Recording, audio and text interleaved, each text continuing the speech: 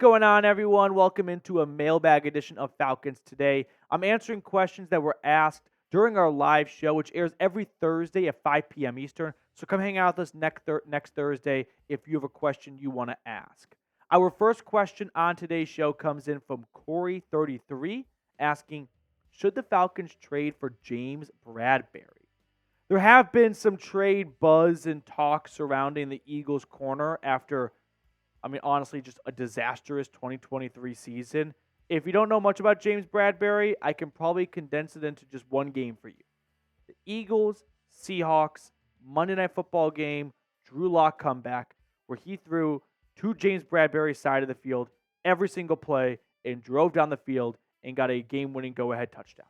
So that kind of sums up James Bradberry for you. Now, the interesting thing about James Bradberry, as we share some of his stats from you guys last year, where you can kind of see what I'm talking about, is James Bradberry has been a seesaw player his entire career.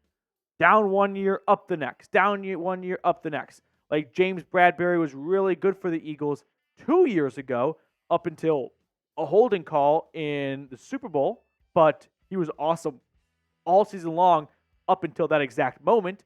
So if you believe that he's due for a big year up, then yeah, this should definitely be a name worth discussing and kicking around a little bit. But ultimately, I think the Falcons are a lot more confident in Clark Phillips than maybe you are, or even a little bit I am. Although I am upbeat and confident about Clark Phillips. I think he can do a good job starting. So I don't feel the pressure to trade for a guy like James Bradberry. But if the price is very low, maybe the Falcons want to add some insurance and kind of proven veteran depth at that position, just in case things with Phillips don't go swimmingly well early on. Next question coming in from Mr. Draven De Leon. Who do you see us signing before the start of the season, and what position is needed most? I think the biggest need has to be edge rusher, right? You just kind of go back to the basics of, all right, what are the cornerstone position groups? What positions go earliest in the draft and get the biggest money in free agency?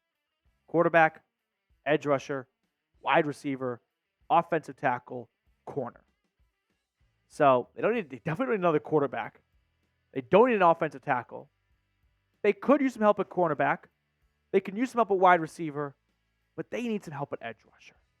Like, that to me feels like the one position that comes up more than any other.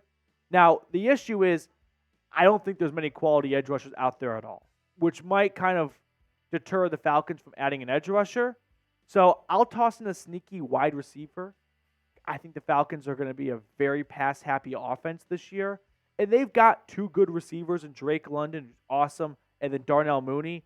Rondale Moore, I think we all look at as kind of like a half-glass-full project because you got him for, Desmond Ridder. So it's almost like a win because you got something for a dead man walking. But I'm still not convinced that Rondale Moore can be a number 3 receiver in a very pass-happy offense that's going to be used a lot more than most other number 3 wideouts. So a name that comes to mind, like Darius Slayton from the New York Giants, if he gets pushed out of New York, keep an eye on him. Archangel, what's going on, dude? What team will the Falcons beat that we have no business beating, and which team will we lose to this year that we have no business losing to? Because let's just be honest, we do this every year. I mean, you're absolutely right. It's not just a Falcons thing. I'm going to pull up their schedule. Every single team loses a game they have no business losing to. The number one example of this, by the way, I think is the Kansas City Chiefs. Every single year they find themselves just messing around in a game they have no business doing that. Last year, it was the Colts. A few years ago, it was also the Colts. Remember, it was like at home Monday night, Jacoby Brissett. They nearly lost to the Titans to Malik Willis. So, like, it's not just the Falcons. Every team has a game pop up where they sleepwalk and they get caught doing so. So, a game the Falcons have no business winning, but they do pull off. The first couple of weeks of the season are tough. Like at Philadelphia, the Eagles are going to be a tough out this year at the very least. On the road, plus don't you kind of feel like the Eagles are going to have a bit of a vengeance to start the year on a high note after cooling off very much at the end of last year? Also, I don't like that Eagles matchup because it's on the road, it's on Monday night, and the Eagles are going to have some extra rest because they play on Friday of week 1 down in Brazil. So I don't like that opportunity right there. The Chiefs home, Sunday Night Football, Week 3. I like that one. I'll go with Week 9 home against the Cowboys. This is going to be a game where Cowboys fans are going to feel like, hey, we can take over the Benz. We can have more fans there. We're the Cowboys. We're America's team, yada, yada, yada. And I would love to see the Cowboys get pantsed. I'd love to see the Falcons just come out and blitzkrieg and shit pump them. And the Cowboys look around and go, what just happened? We thought this would be an easy win on the road for us where we have more home fans than them. No. I'd love to see that game be a win for the Falcons. And then a game that kind of scares the bejesus out of me for Atlanta, at Denver. It's not easy going to Denver, playing at the altitude. It's Sunday, November 17th. It's going to be a bit chilly. There's a warm weather birds. It's not going to be great conditions. I don't like that game for Atlanta. Marlon Kuzi, what's going on, Marlon? Do we have enough money to grab Stephon Gilmore? Sorry, Petey. Yes. The answer is yes to any question about do we have enough money to sign blank. The Falcons at the moment have like $14-ish million in cap space. Don't quote me. But they can generate a whole lot more by restructuring a contract or two, extending A.J. Terrell. Like, there is cash at their fingertips. It just takes a couple of faxes and some paperwork to get it done. So, the Falcons absolutely have money to sign Stephon Gilmore. Plus, as we get closer to training camp, these guys are going to probably lower their price a little bit. They're going to become a little bit more desperate to get signed to a roster. So if Stephon Gilmore was looking for a 1-year, $10 million contract in March, it may be down to 1 year, $7 million, which, let's be honest, like as exciting as it is for Clark Phillips to hopefully run with the starting cornerback job, like I'd be lying if I said that Stephon Gilmore would be a downgrade from Clark Phillips. Stephon Gilmore could easily come in and kick ass. He did that for the Cowboys last year. He's done that for a couple of straight years since being NFL Defensive Player of the Year for the Patriots. Mr. or Mrs. Jelani Laster. Do we go get Matthew Judon? I think we'll see Matthew Judon get traded middle of the season. You got to kind of look at it through the New England Patriots lens. New GM, pretty much Elliott Wolf. New head coach. You really think the first thing they want to do before the season is, let's make life more difficult for us by trading away one of our top defensive players? Probably not. Maybe they should trade Matthew Judon away and get a good draft pick for him and sell high on the moment.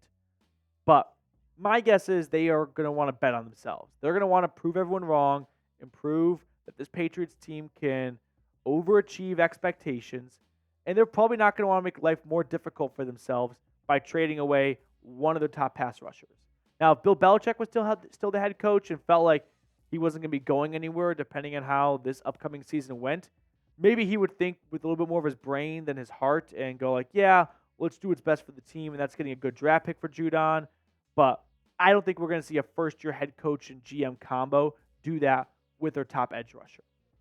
Now, before we look at some of the other trivia, some of the other questions on today's show, make sure to subscribe to the channel, and not only subscribe, turn on your notifications. The reason I say that is training camp is here pretty much, so I don't want you guys in the dark on any new signings or injury news or anything like that. So turn on your notifications. That way when breaking news videos come out, you're the first one to know. Jason Greenway, what's going on, buddy? Over/under wins for our Atlanta Falcons. CLNS, preseason equals blue balls. PD for president. Jason Greenway is just a man of slogans. The guy just thinks in like movie lines. And that's the way I think too. So I love it, Jason. Over/under wins. I'd put the over/under for the Falcons at 9.5. They have the easiest schedule in the NFL based on two metrics. And that's hard to do. Last year's strength of schedule for all their opponents this year. Like last year's win percentage, actually. For all their opponents this year. And the opponent's projected win total from Las Vegas, which is something that Warren Sharp calculates. So the Falcons have the easiest schedule by a mile, and they're projected to be good by Vegas. You put those two things together, I think we're looking at a 10-7 season for Atlanta. Emrod777. Why hasn't Yannick Ngakoue been signed yet? Do you think front office has too much confidence in the defensive line? I think from a general NFL perspective, Yannick Ngakoue did not sign with the Bears until August of last season. So he waited out a long time a year ago. So this wouldn't be the first time in the world we've seen Yannick Ngakoue kind of wait a little bit to get the contract maybe he's looking for, and he's willing to wait and see if a GM will blink first. So I think that's probably why. Also, multiplied by the fact that he's coming off a broken ankle and wasn't all that spectacular for the Bears a season ago. Like, that's definitely a big contributing factor. But does the Falcons front office have too much trust in this defensive line? I think Raheem Morris is really excited about the defensive line. I think he's looking at it through the following lens. Man, Grady Jarrett, Pro Bowl defensive tackle, an absolute staple of this team and a perennial force in the middle of this defensive line for years. David Onyemata, one of the most underrated run-stopping nose tackles in football and can get after the quarterback. Zach Harrison, young, fast, athletic defensive end from Ohio State 2 years ago. And then a couple of draft picks that Raheem Morris had a say in. Rukarororo, Brandon Dorless, Zion Logue. He's probably soaking up the youth side of things here and wants to develop these guys and feels like he's the man for the job. Is that a good idea? Time will tell. I wouldn't make that bet, though. But I'm not surprised that a coach is making that bet because GMs love draft picks because that's how they prove their worth, and coaches love developing guys. That's how they prove their worth. So I think we're seeing those two things coincide right now. Matt, what's going on, dude? Who do you think will be the most productive player in our offense this year? I think Kirk Cousins can throw for 4,500 plus yards. He was on track to throw for nearly 5,000 yards last year. I think he's at that state of his career where he doesn't need to win with just sheer athleticism or brute strength, but with his head. Like, looking at the defensive coverage, watching a lot of film, kind of like with Peyton Manning and even Tom Brady towards the end of their careers. Like, they weren't winning because they were scrambling out of the pocket and extending plays. They were winning before the ball was even snapped. And we're starting to see that version of Kirk Cousins. And he's really good at that version. So the easy answer is Kirk Cousins, but I'm hammering Drake London this year. Like, I think he's going to have a career season. 1,200 plus yards. 8 plus touchdowns. I think we're going to see the best year from Drake London yet. Archangel, next one up, dude. What storyline excites you the most for this upcoming training camp besides Penix/Kirk battle? I'm not even too excited for that one because I don't think it's much of a battle. I think it's Kirk Cousins' job to lose. I think it's Kirk Cousins at QB1, and there's no competition to be said. Kirk Cousins was really good in the spring. Michael Penix was a rookie quarterback in the spring. Good days, bad days. That's okay. That's not unique to Michael Penix. Don't get your feels about that. I think this is not a training camp battle at all. Training camp battle that I'm excited for, Lorenzo Carter. I mean, we had 4 of them. We can put them on screen for you guys, actually. We had a whole video that may not have come out by the time you're watching this with 4 of my top training camp battles to watch for. But the 4 that I identified, Archangel, Clark Phillips versus just veteran corners in general. Can Clark Phillips hold on to that CB2 job? Can Braylon Trice push out the veteran Lorenzo Carter for a starting outside linebacker role? Nate Landman versus Troy Anderson. Who gets the starting inside linebacker gig next to Caden Ellis? Is it the incumbent, I guess you call it, Troy Anderson, or the guy who replaced him last year, Nate Landman? And then Richie Grant versus DeMarco Helms for that second safety job opposite of Jesse Bates. I would say I'm most excited for Nate Landman versus Troy Anderson because I think both these guys are starting caliber players. So I'm really excited to see who edges the other one out by a very thin margin, most likely. And can the Falcons coaching staff find a way to get both guys on the field? All right. Corey33, what's going on, dude? So, yeah, should the Falcons trade for James Bradberry? I'll turn it over to you guys. I don't think the Falcons need to trade for James Bradberry, but I think the Falcons should be interested in acquiring any kind of veteran depth at really important positions, like cornerback and edge rusher. Those are foundational cornerstone spots. So let me know. Should Atlanta trade for James Bradberry? Give me a Y for yes or give me an N for no to wrap up today's video. That will do it for us on our mailbag today. Thank you guys so much for tuning in. Hope you enjoyed it. If you do, like the video, subscribe, and we'll see everyone later.